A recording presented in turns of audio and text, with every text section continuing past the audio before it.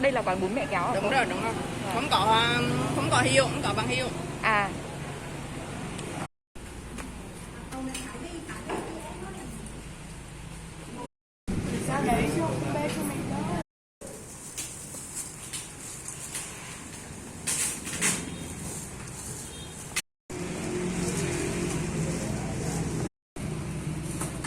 Nhúng không? Nhúng huyết mềm.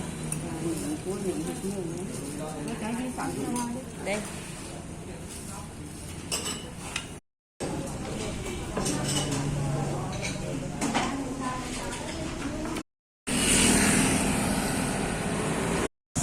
Tôi đừng mù hồi đi từ khi mà đi chùa là Không có cái á nào.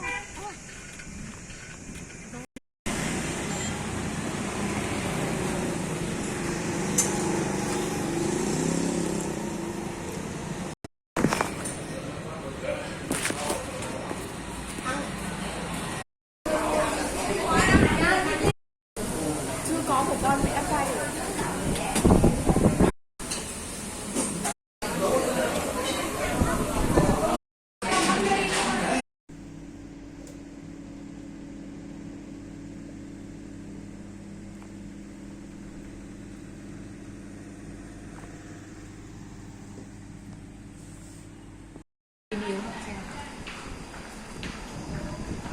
Bon appetit.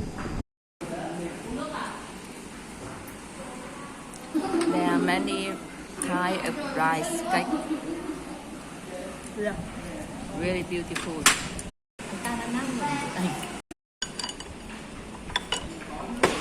Cháu ơi, đây có Cho cô một ít salad dưa chuột. kèm đấy này. Nói chung là rau. Nghĩ mọi người đã ăn thử món nữa. Này. Bây giờ cái này thì xào. Có phải xông đầu nhé.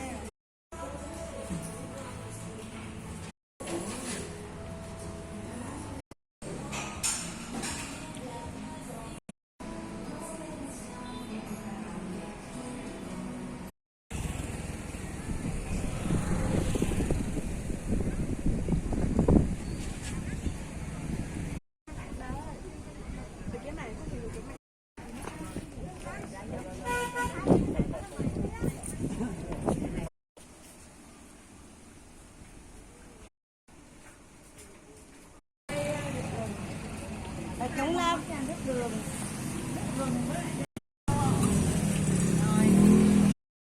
Nhanh 5 phút nữa thì đẹp. Cô đi Đại Nội xong cô phải về nhận phòng. Sau đó thì chiều. Không chú nữa này.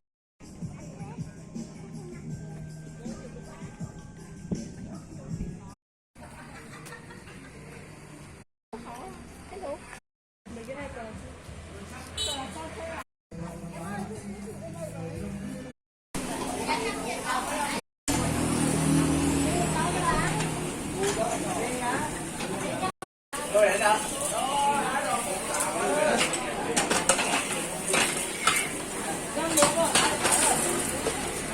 anh gần đủ một con nó được bảo là 6 cái anh chụp nó là 7 chục nó gần đủ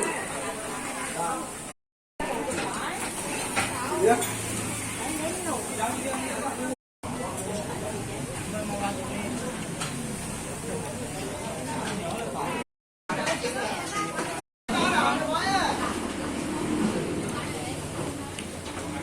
cay rồi. Rồi. Em chưa ăn bánh canh đúng không? Đi ăn bánh canh đi. Cũng được. Dạ. Dạ.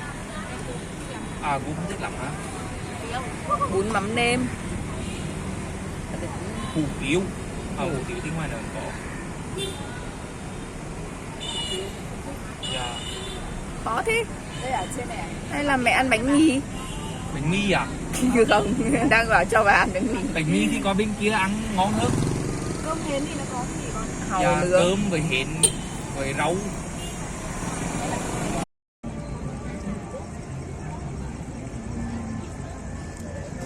Ở đây có cá không mẹ? Is there any fish here? Over there, half fish ơi.